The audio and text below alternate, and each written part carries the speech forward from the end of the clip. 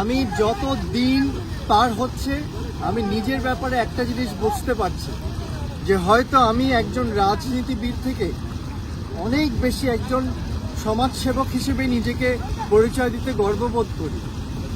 আমি যতটুকু পারছি, যতটুকু আমার শরীরে দেয়, আমি ততটুকু করার চেষ্টা করছি। আমি গত কিছুদিন ধরে বাংলাদেশের বিভিন্ন প্রান্ত, এক প্রান্ত থেকে আরেক প্রান্তে যেয়ে মানুষের পাশে দাঁড়াতে পেরেছি বলবো না, তবে আমি চেষ্টা করেছি। আজকে আমি আবারও সিলেটে চলে এসেছি। আপনারা দেখতে পাচ্ছেন আমাদের আশেপাশে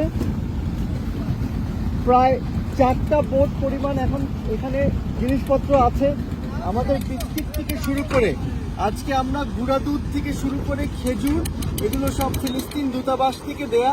ফিলিস্তিন দূতাবাসের খুব অল্প বয়সী সব ছাত্ররাও আমাদের সাথে আছে। এগুলো নিয়ে আমরা বিভিন্ন গ্রামে গঞ্জে যাচ্ছি, আমরা চেষ্টা করেই যাচ্ছি। এটা শেষ হওয়ার পর আমাকে গরুগুলো জোগাড় করতে হবে, যে কথা আমি দিয়েছিলাম। গরু জোগাড় করতে করতে ঈদ পর্যন্ত চলে আসবে। সেই ঈদের দিন 100 গরু জবাই দিয়ে প্রায় 8 থেকে 10,000 পরিবারের কাছে গরুর মাংস প্যাকেট পৌঁছানোর যে চ্যালেঞ্জ, সেটাকে মোকাবেলা করতে হবে।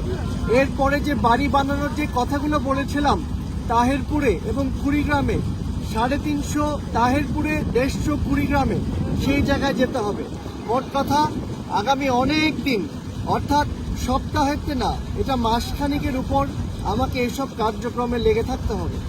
আমি যখনই পারছি আমার নিজ এলাকায় কোনো ধরনের কোনো অসুবিধা হলে আমি সেখানেও যাব।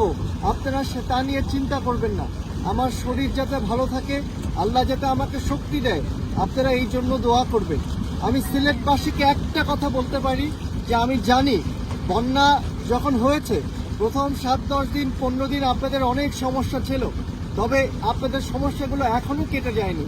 সুতরাং আমি আপনাদেরকে ওয়াদা করছি, আমি আপনাদের ছেড়ে যাব না। আমি বারবার এই সিলেটে ফিরে আসব, আমি বারবার সুনামগঞ্জে ফিরে আসব, তাহেরপুরে ফিরে আসব, কুড়িগ্রামে ফিরে আসব। আমি একটার পর একটা জায়গায় যেতেই থাকবো। শুধু আপনাদের থেকে আমি আপনাদের দোয়া চাই, আপনাদের থেকে আমি আপনাদের সহযোগিতা চাই। ইনশাআল্লাহ আমরা অবশ্যই পারবো। আসসালামু আলাইকুম।